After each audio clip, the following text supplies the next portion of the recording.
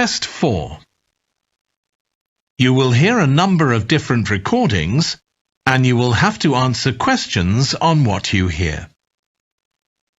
There will be time for you to read the instructions and questions, and you will have a chance to check your work. All the recordings will be played once only. The test is in 4 sections. At the end of the test, you will be given 10 minutes to transfer your answers to an answer sheet. Now turn to Section 1.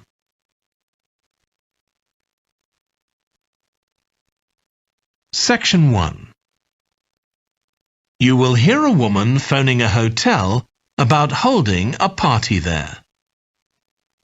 First, you have some time to look at questions 1 to 7.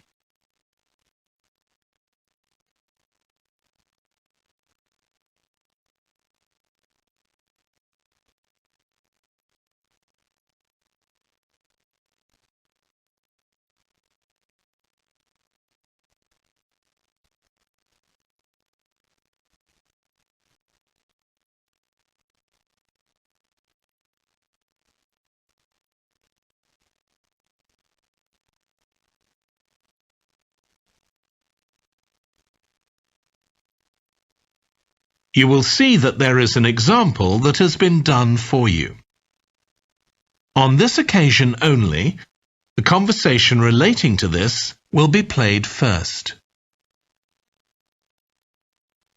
Good morning, Clare House Hotel. Andrew speaking. I'm the events manager.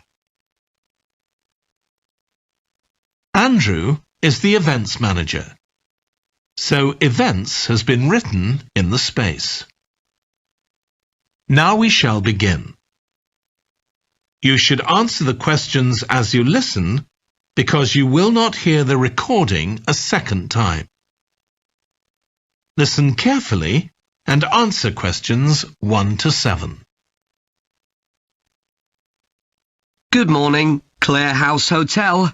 Andrew speaking. I'm the events manager. Good morning, Andrew. My name's Samantha. I'm arranging a party for my parents' 50th wedding anniversary, and I'm ringing to ask about hiring a room sometime next September. Also, my parents and several of the guests will need accommodation. OK, I'm sure we can help you with that. Will you be having a sit-down meal or a buffet? Probably a sit-down. And do you know how many people there'll be? Around 80, I think. Well, we have 2 rooms that can hold that number. One is the Adelphi room. That can seat 85, or hold over 100 if people are standing for a buffet. Right. If you have live music, there's room for 4 or 5 musicians in the gallery, overlooking the room. Our guests usually appreciate the fact that the music can be loud enough for dancing, but not too loud for conversation. Yes, I really don't like it when you can't talk. Exactly. Now, the Adelphi room is at the back of the hotel, and there are French windows leading out onto the terrace. This has a beautiful display of pots of roses at that time of the year. Which direction does it face? Southwest. So that side of the hotel gets the sun in the afternoon and early evening. Very nice. From the terrace, you can see the area of trees within the grounds of the hotel, or you can stroll through there to the river. That's on the far side, so it isn't visible from the hotel. OK. Then another option is the Carlton room. This is a bit bigger. It can hold up to 110 people. And it has the advantage of a stage, which is useful if you have any entertainment, or indeed a small band can fit onto it. And can you go outside from the room? No, the Carlton room is on the first floor, but on one side the windows look out onto the lake. Lovely. I think either of those rooms would be suitable. Can I tell you about some of the options we offer in addition? Please do. As well as a meal, you can have an MC, a master of ceremonies, who'll be with you throughout the party. What exactly is the MC's function? I suppose they make a speech during the meal, if we need one, do they? That's right. All our MCs are trained as public speakers, so they can easily get people's attention. Many guests are glad to have someone who can make themselves heard above the chatter. And they're also your support. If anything goes wrong, the MC will deal with it, so you can relax. Great. I'll need to ask you about food, but something else that's important is accommodation. You obviously have rooms in the hotel, but do you also have any other accommodation? Like cabins, for example? Yes, there are 5 in the grounds, all self-contained. They each sleep 2 to 4 people and have their own living room, bathroom and small kitchen. That sounds perfect for what we'll need. Before you hear the rest of the conversation, you have some time to look at questions 8 to 10.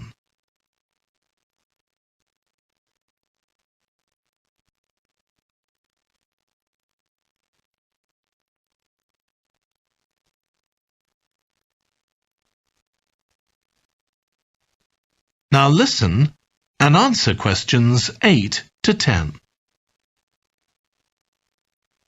Now, you have various facilities, don't you? Are they all included in the price of hiring the room? The pool, for instance? Normally you'd be able to use it, but it'll be closed throughout September for refurbishment, I'm afraid. The gym will be available, though, at no extra charge. That's open all day from 6 in the morning until midnight. Right. And the tennis courts, but there is a small additional payment for those. We have 4 courts, and it's worth booking in advance if you possibly can, as there can be quite a long waiting list for them. Right. Now, could we discuss the food? This would be dinner around 7 o'clock, and... That is the end of section 1. You now have half a minute to check your answers.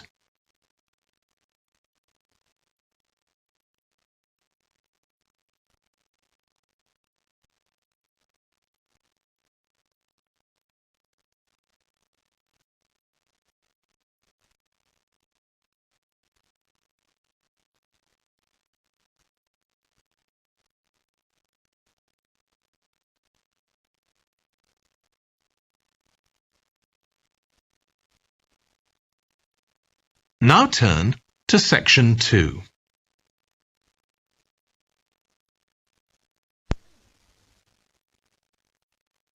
Section 2. You will hear a holiday company representative talking to a group of tourists in a large hotel about things they can do during their holiday. First, you have some time to look at questions 11 to 16.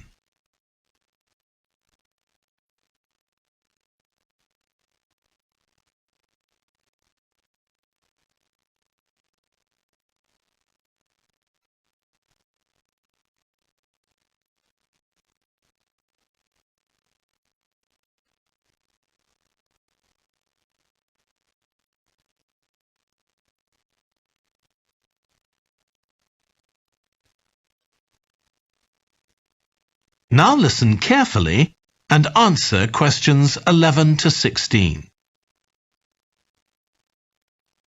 Hello everyone. I'm Jake Stevens and I'm your rep here at the hotel. I'm sure you'll all have a great time here. So, let me tell you a bit about what's on offer.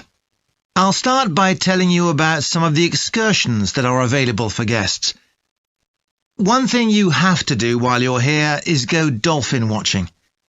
On our boat trips, we pretty well guarantee you'll see dolphins. If you don't, you can repeat the trip free of charge.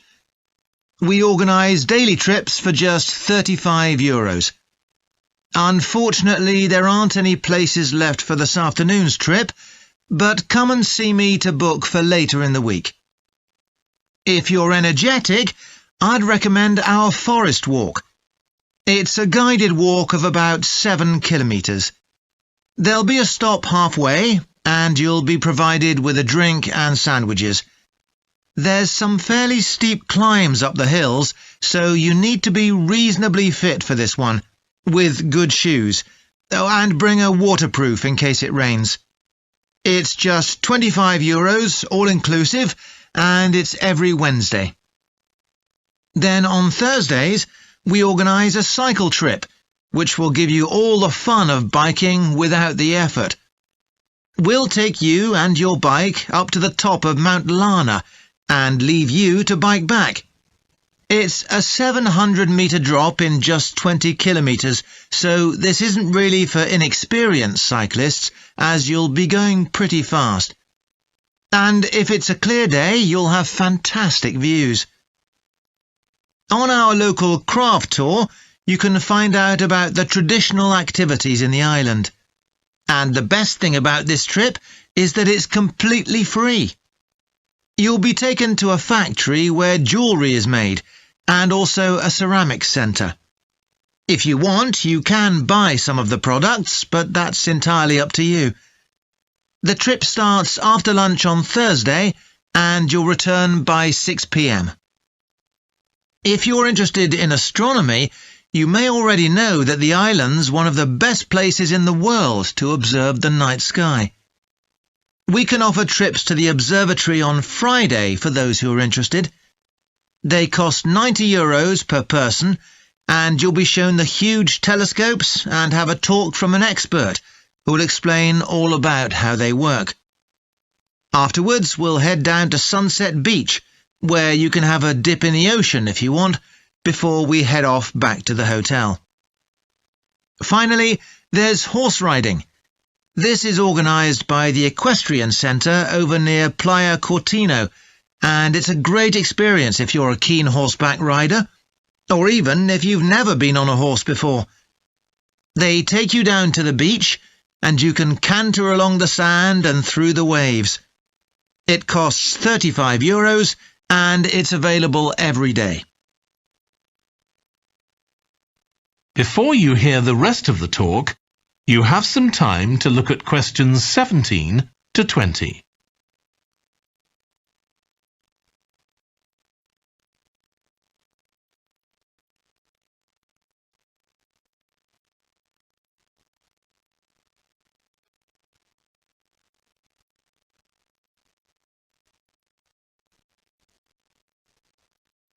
Now listen and answer questions 17 to 20. So, there's plenty to do in the daytime, but what about nightlife? Well, the number one attraction's called Musical Favourites.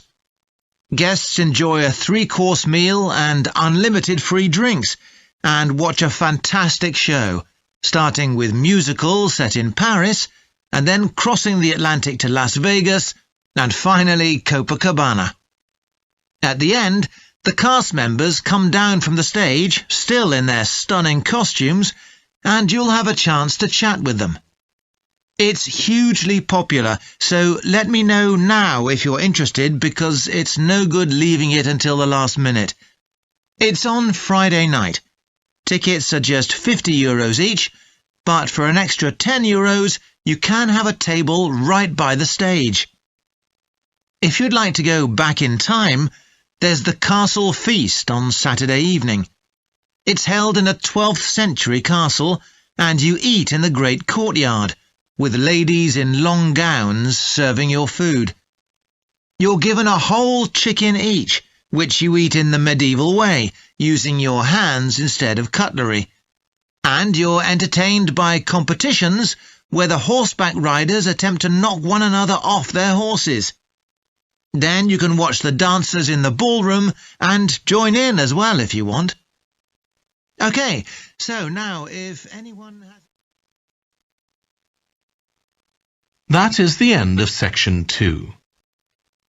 You now have half a minute to check your answers.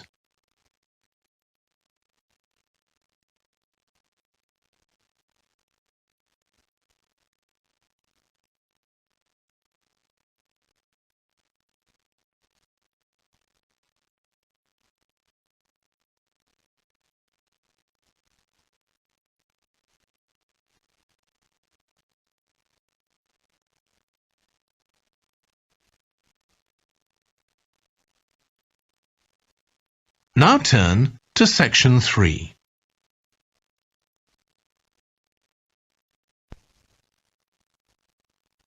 Section 3. You will hear Stephanie, who is thinking about taking a one-year course in children's literature, talking to Trevor, who is currently taking the course. First, you have some time to look at questions 21 to 25.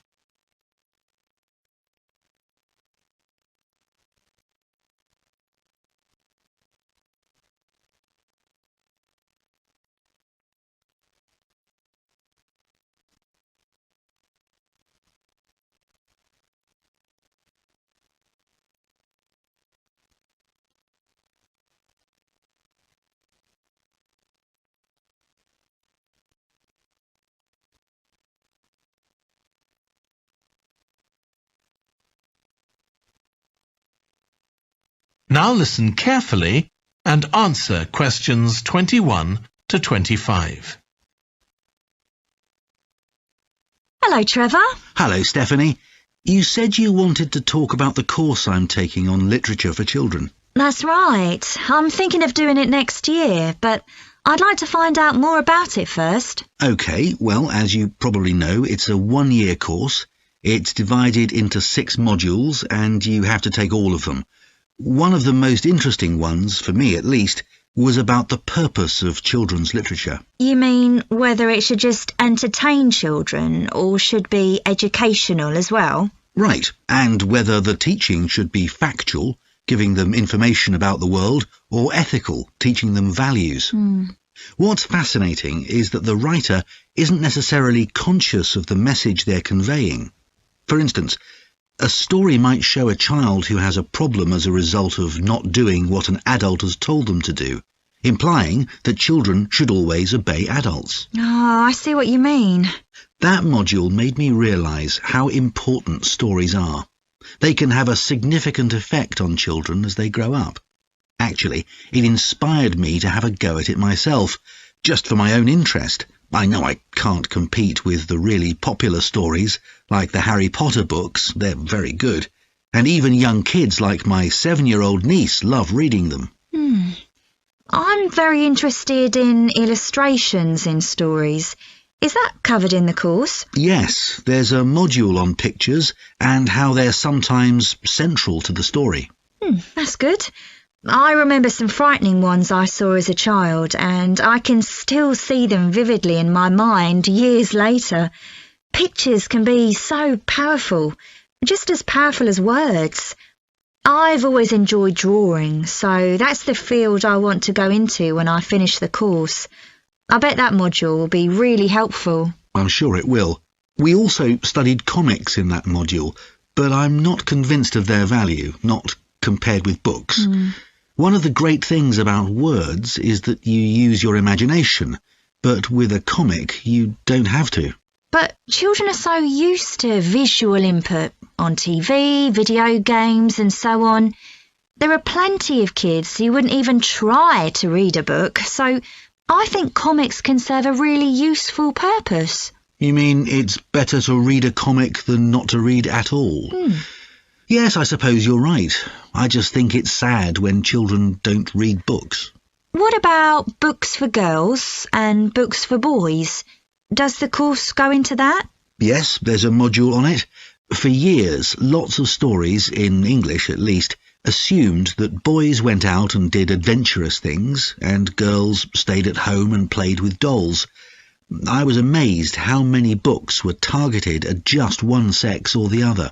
Of course, this reflects society as it is when the books are written. That's true. So it sounds as though you think it's a good course. Definitely.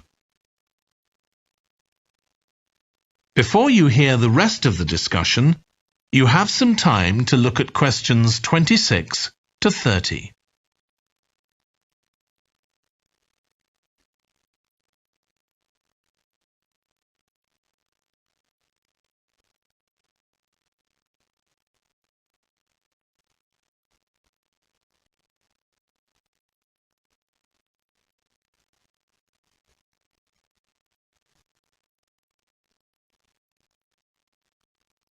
Now listen and answer questions 26 to 30.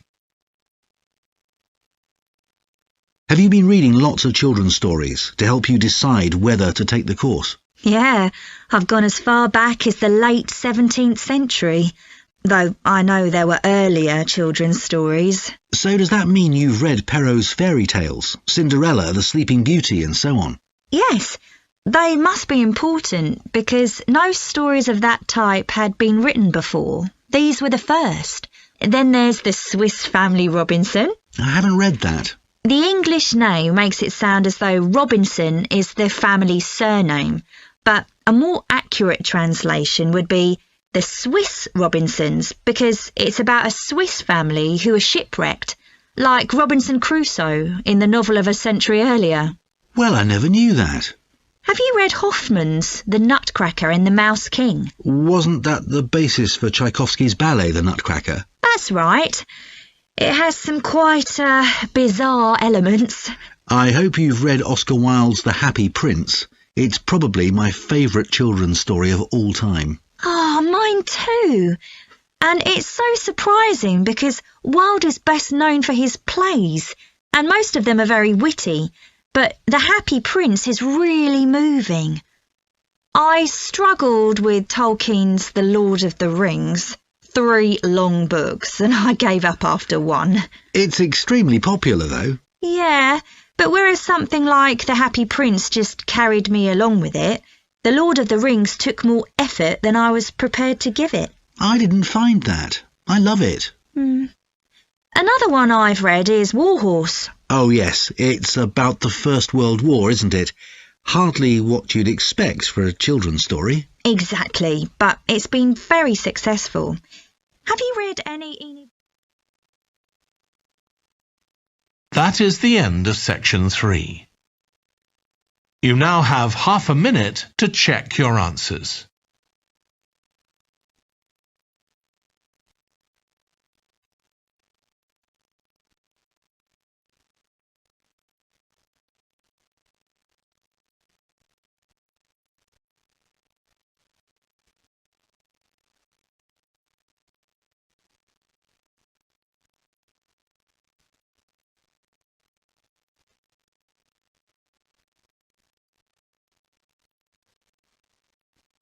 Now turn to section 4.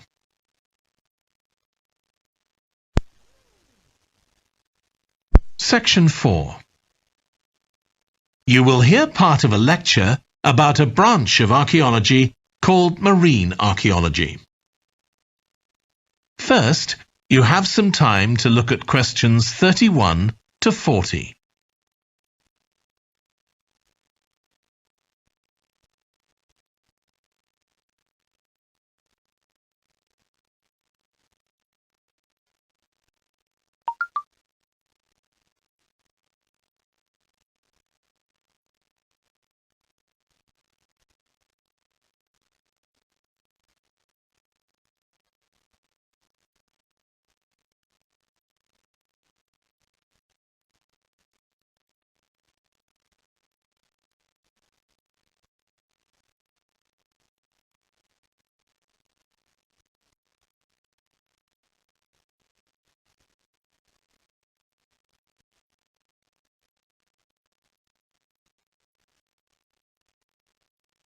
Now listen carefully and answer questions 31 to 40.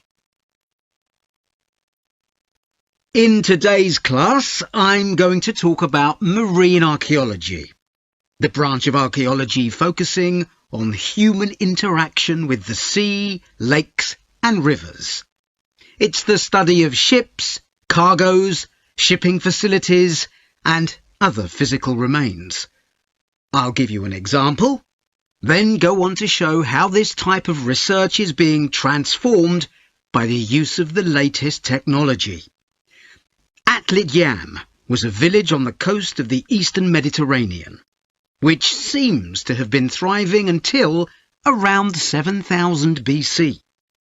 The residents kept cattle, caught fish, and stored grain. They had wells for fresh water. Many of their houses were built around a courtyard, and were constructed of stone. The village contained an impressive monument, 7 half-ton stones standing in a semicircle around a spring that might have been used for ceremonial purposes. Atlit Yam may have been destroyed swiftly by a tsunami, or climate change may have caused glaciers to melt and sea levels to rise, flooding the village gradually. Whatever the cause, it now lies 10 metres below the surface of the Mediterranean, buried under sand at the bottom of the sea. It's been described as the largest and best preserved prehistoric settlement ever found on the seabed. For marine archaeologists, Atlit Yam is a treasure trove.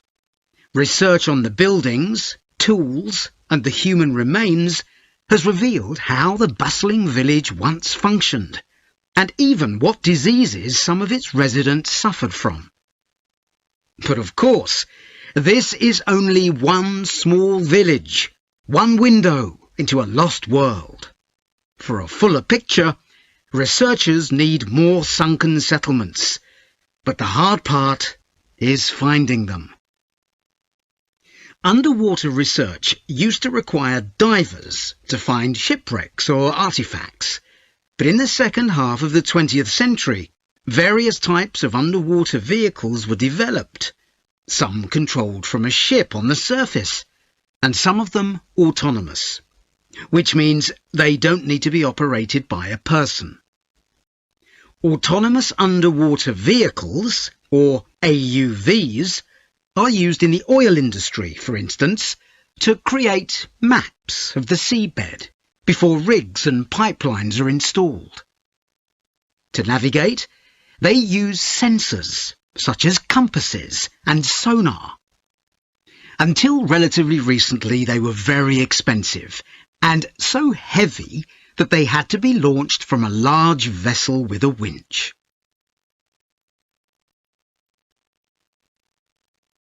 But the latest AUVs are much easier to manoeuvre. They can be launched from the shore or a small ship, and they're much cheaper, which makes them more accessible to research teams.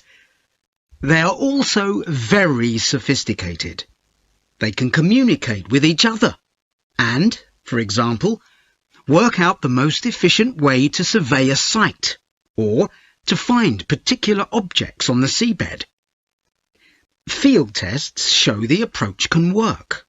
For example, in a trial in 2015, 3 AUVs searched for wrecks at Marzimemi, off the coast of Sicily. The site is the final resting place of an ancient Roman ship, which sank in the 6th century AD, while ferrying prefabricated marble elements for the construction of an early church. The AUVs mapped the area in detail, finding other ships carrying columns of the same material. Creating an internet in the sea for AUVs to communicate is no easy matter. Wi-Fi networks on land use electromagnetic waves, but in water these will only travel a few centimetres. Instead, a more complex mix of technologies is required. For short distances, AUVs can share data using light, while acoustic waves are used to communicate over long distances. But more creative solutions are also being developed, where an AUV working on the seabed offloads data to a second AUV, which then surfaces and beams the data home to the research team using a satellite. There's also a system that enables AUVs to share information from seabed scans and other data. So, if an AUV surveying the seabed finds an intriguing object, it can share the coordinates of the object, that is, its position, with a nearby AUV that carries superior cameras, and arrange for that AUV to make a closer inspection of the object. Marine archaeologists are excited about the huge potential of these AUVs for their discipline. One site where they're going to be deployed is the Gulf of Baratti off the Italian coast. In 1974, a 2,000-year-old Roman vessel was discovered here in 18 metres of water.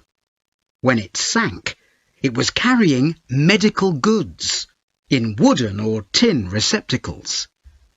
Its cargo gives us insight into the treatments available all those years ago, including tablets that are thought to have been dissolved to form a cleansing liquid for the eyes.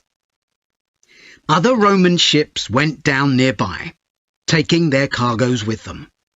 Some held huge pots made of terracotta. Some were used for transporting cargoes of olive oil, and others held wine. In many cases, it's only these containers that remain, while the wooden ships have been buried under silt on the seabed. Another project that's about to be... That is the end of section 4. You now have half a minute to check your answers.